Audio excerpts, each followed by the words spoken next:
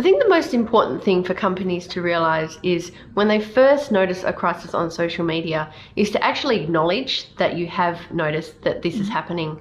And you might not even know the full details, but just a simple statement to say we are aware of the situation and we're working together to resolve it as soon as possible is a really important message to get out there. Secondly, it's all about the right platform, the right time and the right message. So if a crisis has broken on a particular platform, you need to respond there first. Then you might use your other platforms to support that message, but you really need to get onto the message as soon as possible because social media time is of the essence.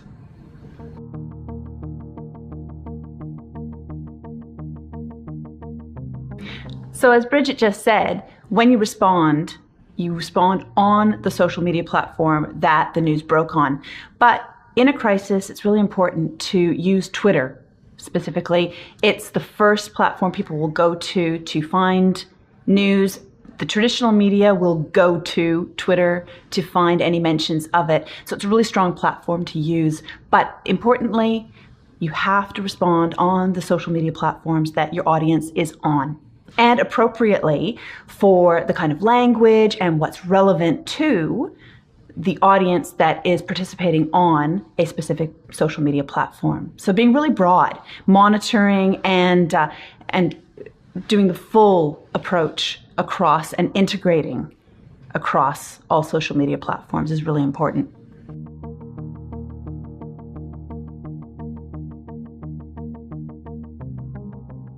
I personally would always recommend against banning or blocking people unless it's absolutely necessary and they make a nuisance of themselves. But you can always take the conversation offline and have a one-on-one conversation with that particular person. However, one of the really important things is to stop all scheduled posts when something goes horribly wrong. We've had a scenario just down the road, literally from Perth, where there was a shark attack. The local tourism provider still had their scheduled posts on, and certainly 2 days after the attack, the top 3 things to do in the region came out, the top number 1 thing being surfing. So things like that you don't really want to happen. You want to switch them off straight away. However, in regards to any other engagement, there are some really great examples which we talk about in the MOOC where organisations still continued, even during a crisis, even during a lot of criticism being aired on social media, in engaging with people on a one-on-one basis and responding. So you can still do that. And the important thing, I believe, is to keep in mind that conversations happen anyway. So you can block people, you can block sites, you can switch off any comment function, but people talk anyway. So you might as well be part of the conversation and know what's going on.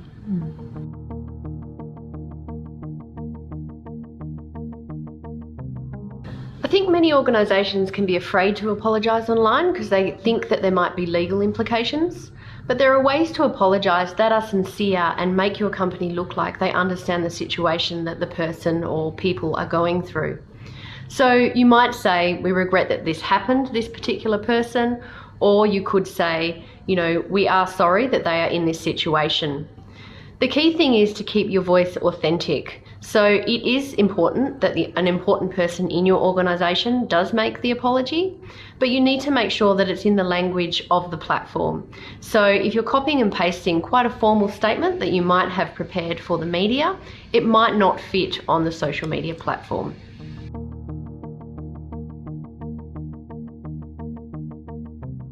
Traps and issues to avoid is kind of like asking how long is a piece of string, but there are some very key things to pay attention to, like don't get too emotional. Don't get too wrapped up in a heated conversation online on any particular social media platform. You've got options. You can take it offline and say, go to a direct message, or if it's possible, meet someone face to face. But know when enough is enough online, and you need to take it down a notch as well. Another issue to be aware of is that everything is recorded. Everything is on the record. Don't be caught off guard if you think something or someone has stopped recording or stopped listening. It's still on. So be very careful with the words you choose and what you say and where you say it as well. Be on message as well. Be consistent with what it is you stand for, your values, and the traps and issues are to go off of what really you stand for and the purpose and goal of your organization. So now it's your turn. We'd all love to hear and read on Google Plus your ideas for tips in handling an issue or crisis when it breaks on social media platforms.